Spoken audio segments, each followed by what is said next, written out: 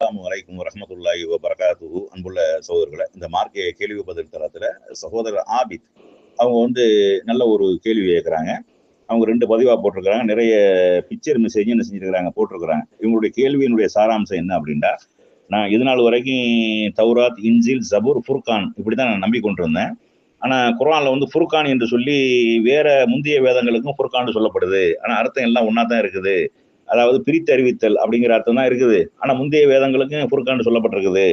அப்ப நம்ம குர்ஆன் சொல்லணுமா அல்லது என்ன சொல்லணும்? இப்ப வேதம்னு சொல்வதாக இருந்தா, வேதம்ங்கிறது வடமொழி சொல்லு.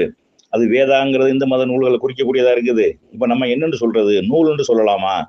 இப்படியான ஒரு கேள்வி கேட்கிறாங்க. அது மாதிரி கிதாப் கிதாப் என்றால் வேதமோட மொழிபெயர்த்திருக்கிறாங்க. இப்ப முந்தைய வேதங்கள் சொல்லக்கூடிய நேரத்துல கிதாப்னு போடப்பட்டிருக்குது. நம்மளுக்கும் வேதத்துக்கும் கிதாப்னு போடப்பட்டிருக்குது. இது சம்பந்தமாக ஒரு தெளிவான ஒரு விளக்கம் தாங்க அப்படிங்கிற ஒரு கேள்வியை தான் என்ன செய்றாங்க சகோதரர்கள் கேட்டிருக்கிறாங்க. அதாவது இதுல விளங்கிக் கொள்ளக்கூடிய விஷயம் என்ன அப்படின்னா, இந்த குர்ஆன் என்று சொல்லக்கூடிய இந்த வார்த்தையோட முந்தைய வேதங்களுக்கும் பயன்படுத்தப்பட்டிருக்கிறது. குர்ஆன்லயும் அல்லாஹ் பயன்படுத்தி இருக்கிறான். நபி ஸல்லல்லாஹு அலைஹி வஸல்லம் அவர்களும் என்ன செய்யறாங்கன்னா பயன்படுத்தி இருக்கிறாங்க. அதற்கு உதாரணமாக தான் ஒரு வசனத்தையும் ஒரு ஹதீஸையும் போட்டுக்கிறான். 15வது அத்தியாயத்தினுடைய 89, 90, 91 இந்த வசனங்களை நீங்க படித்தீர்களே ஆனால், அந்த யூதர்களை பத்தி அல்லாஹ் சொல்றான். சிலவற்றை ஏற்று சிலவற்றை மறுத்து குர்ஆனை கூறு போட்டது போல, அதாவது முந்தைய வேத குர்ஆன் போட்டு பிராக்கெட்ல முந்தைய வேதம்னு போட்டிருக்கிறோம். முந்தைய வேதத்தை கூறு போட்டோர் மீது நாம் வேதனையை இறக்கியது போல இவர்களுக்கும் இறக்குவோம். இந்த இறை செய்தி குறித்து நான் தெளிவாக எச்சரிக்கை செய்பவன் என நபியை நீங்கள் கூறுங்கள் நல்லா சொல்றான். அதாவது இந்த யூத கிறிஸ்தவர்கள் என்ன செஞ்சாங்கடா, முந்தைய வேதத்தை என்ன செஞ்சாங்க, நாங்க சிலதை ஏத்துக்குருவோம் சிலதை மறுத்துருவோம்னு சொன்னாங்க. வேதத்தை கூறு போட்டாங்க. அந்த வேதம்னு சொல்லக்கூடிய இடத்துல அல்லாஹ் எந்த வார்த்தையை பயன்படுத்துறான்டா, குர்ஆன்ங்கிற வார்த்தையை பயன்படுத்துறான். அதை நம்ம அந்த கடைசி வசனத்துல நம்ம ஹைலைட் பண்ணியிருக்கோம். 91வது வசனத்தை இந்த குர்ஆன்ங்கிற வார்த்தையை நம்ம ஹைலைட் பண்ணியிருக்கிறோம். அதை நீங்க பாருங்க. அதே மாதிரி புகாரில 3417வது ஹதீஸ்ல தமிழ்ல மொழிபெயர்க்கக்கூடிய எப்படி மொழிபெயர்த்திருக்கிறாங்கன்னா, நபி ஸல்லல்லாஹு அலைஹி வஸல்லம் அவர்கள் கூறினார்கள், தாவூத் அலைஹிஸ்ஸலாம் அவர்களுக்கு தௌராத், ஜபூர் ஆகிய இறைவேதங்களை ஓதுவது லேசாக்கப்பட்டிருந்தது அப்படின்னு போட்டிருக்கிறாங்க.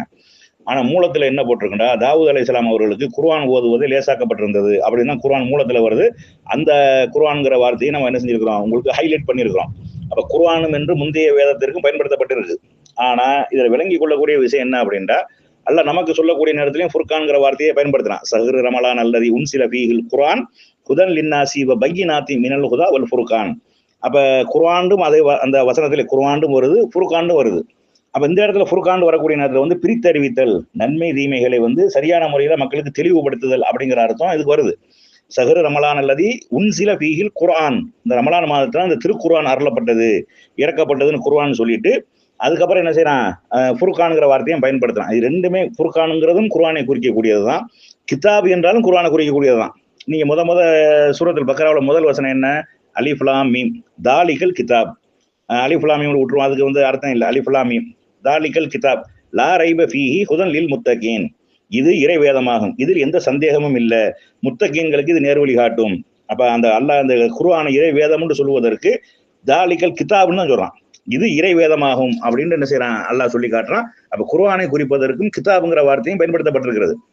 இப்ப நம்ம குர்ஆன்னு சொல்லக்கூடியதை குர்ஆன்னு சொல்லலாம், ஃபுர்கான்னு சொல்லலாம், அது மாதிரி கிதாப்னு சொல்லலாம். இப்படி சொல்வதனால எந்த ஒரு குற்றமும் கிடையாது, பிரச்சனையும் கிடையாது. ஆனா முந்தைய வேதங்களை பத்தி சொல்லக்கூடிய நேரத்துல தாவூத் அலைஹிஸ்ஸலாம் அவர்களுக்கு சபூர் கொடுக்கப்பட்டதாகவும், மூசா அலைஹிஸ்ஸலாம் அவர்களுக்கு தௌராத் கொடுக்கப்பட்டதாகவும், ஈசா அலைஹிஸ்ஸலாம் அவர்களுக்கு இன்ஜீல் கொடுக்கப்பட்டதாகவும் அல்லாஹ் குர்ஆன்ல சொல்றான். ரசூல் ஸல்லல்லாஹு அலைஹி வஸல்லம் அவர்களுக்கு குர்ஆன் அப்படிங்கிற வார்த்தையை குர்ஆன் கொடுக்கப்பட்டது அப்படின்னு சொல்லப்பட்டிருக்கிறது. அப்ப இந்த 4 நபிமார்களுக்கும் வேதங்கள் கொடுக்கப்பட்டது, அது மட்டும் சொல்லப்படுது. கொடுக்கப்பட்ட வேதத்தை மட்டும் சொல்லப்படுது, எல்லா நபிமார்களுக்கும் வேதம் கொடுக்கப்பட்டது. அப்ப இந்த குர்ஆன் சொல்லக்கூடிய இந்த வார்த்தையை முந்தைய நபிமார்களுக்கும் பயன்படுத்தப்பட்டிருக்கு அப்படிங்கிறது கவனத்துல உள்ளணும். ஆனா பிரத்யேகமா நமக்கு தான் அதிகமா பயன்படுத்தப்படுது. குர்ஆன்ங்கிற வார்த்தை ரசூல் ஸல்லல்லாஹு அலைஹி வஸல்லம் அவர்கள் கொண்டு வந்த அந்த வேதத்துக்கு தான் பயன்படுத்தப்படுது. சரி, இந்த வேதம்ங்கிற சொல்லு இது தமிழ் மொழி சொல்லு இல்லையே, இதுக்கு நூல் என்று சொல்லலாமா அப்படின்னு கேட்கிறாங்க. கிதாபு என்றால் நூல் என்றும் சொல்லலாம், புத்தகம்னு சொல்றமா இல்லையா, புத்தகம்னு சொல்லலாம், ரெண்டுமே சொல்லலாம். அது மாதிரி மறையினும் சொல்லலாம். நம்ம திருமறை குர்ஆன்னு சொல்லுவோம், திருக்குர்ஆன்னு சொல்லுவோம், மாதிரி திருமறை குர்ஆன்னு சொல்லுவோம். அந்த குர்ஆனை வேதம், குர்ஆன் என்பது வேதம் அப்படிங்கிறத குறிக்கக்கூடிய விதமாக திருமறை குர்ஆன் அப்படின்னு சொல்லுவோம். புனித குர்ஆன் திருக்குர்ஆன்னு சொல்லுவோம். திருங்கிற வார்த்தை தமிழ் வார்த்தை, அது புனிதத்தை குறிக்கக்கூடிய, புனிதமாக ஒரு மதிப்பாக சொல்லக்கூடிய மதிப்புமிக்க ஒரு சொல்லு, அதுக்காக பயன்படுத்தக்கூடியது. அப்ப திருக்குர்ஆனும் சொல்லுவோம், திருமறை குர்ஆனும் சொல்லுவோம். அப்ப அந்த மறைங்கிற வார்த்தையும் தமிழ் வார்த்தை, இதையும் நம்ம என்ன செய்யலாம், வேதத்துக்கு பயன்படுத்தலாம். சரி, கிதாபுண்டா நம்ம புஸ்தகம்னு சொல்ல வேண்டியதானே, ஏன் வேதம்ங்கிற ஒரு சொல்ல நம்ம ஏன் பயன்படுத்தணும் அப்படிங்கிற ஒரு கேள்விக்கு வந்து, பொதுவா வந்து இந்த புஸ்தகம் நூல் அப்படின்னு சொன்னோம்னா, இது ஏதோ ஒரு சாதாரண ஒரு மனித புஸ்தகம், மனிதன் எழுதுகிற புஸ்தகம் அந்த மாதிரியான ஒரு கான்செப்ட்ல போயிடும்.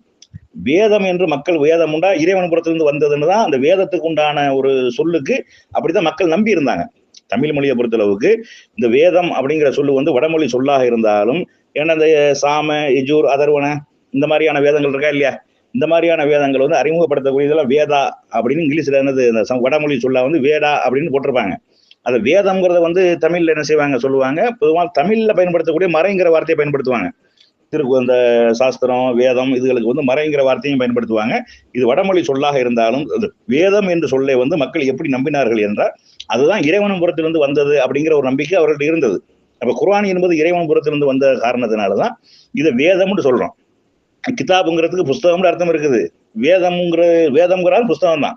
வேதம் என்றால் இறைவன் புறத்திலிருந்து வந்தது அப்படிங்கிற ஒரு கருத்து அதுல இருக்கிறதுனாலதான் அந்த செய்தியை சொல்றோம். இப்ப ரெண்டாவது, இப்ப நம்ம புஸ்தகம் நூலுன்னு சொன்னோமாக்க, இது நூல், இதுல எந்த சந்தேகமும் இல்லையா, மக்களுக்கு என்ன செய்யாது, அலிஃப் லாம் மீம் இது நூல், தாலிக்கல் கிதாப் இருக்கா இல்லையா, இது நூல், இதுல எந்த சந்தேகமும் இல்லை அப்படின்டா அது மக்களுக்கு விளங்க. இது புஸ்தகம், எந்த சந்தேகமும் இல்லைன்றா அது மக்கள் பார்க்கக்கூடிய பார்வை வேற மாதிரி இருக்கும்.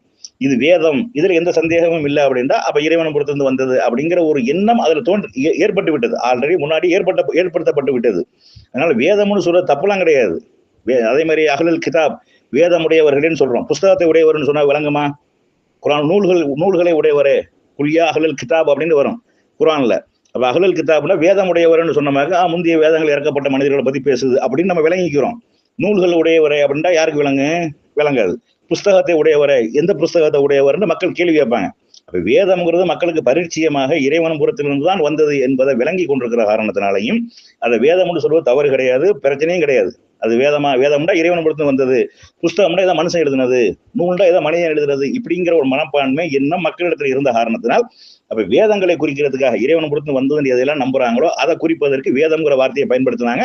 நம்மளும் அதை என்ன செய்யறோம், பயன்படுத்துறோம். இதுல எந்த ஒரு தவறும் கிடையாது, எந்த ஒரு பிரச்சனையும் கிடையாது. வேதம்டா இறைவன் புறத்திலிருந்து வந்தது, குர்ஆன் என்பது இறைவன் புறத்திலிருந்து வந்தது, திருக்குர்ஆன் அப்படின்னு சொல்லக்கூடிய நேரத்துல இறை வேதம் அப்படின்னு நம்ம என்ன செய்யறோம் சொல்றோம். இப்ப ஃபுர்கான்ங்கிறது எப்படி பிற முன்னாடி உள்ள நபிமார்களுக்கு அருளப்பட்டதையும் ஃபுர்கான் சொல்லப்படுது. ஃபுர்கான்டா நன்மை தீமையை பிரித்து காட்டக்கூடியதானே. இப்ப முந்தைய நபிமார்களுக்கு இறக்கப்பட்ட வேதமும் நன்மை தீமையை பிரித்து தானே காட்டுச்சு.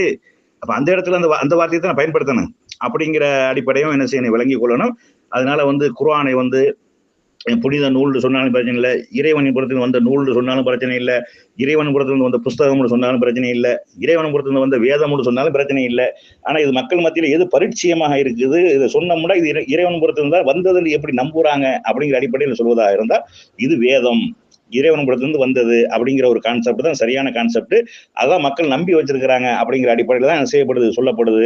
கிதாப் என்பதுக்கு நூல்னு சொல்லலாம், புஸ்தகம்னு சொல்லலாம் அப்படிங்கிறத என்ன செய்யணும், கூடுதலாக விளங்கிக் கொள்ளணும்.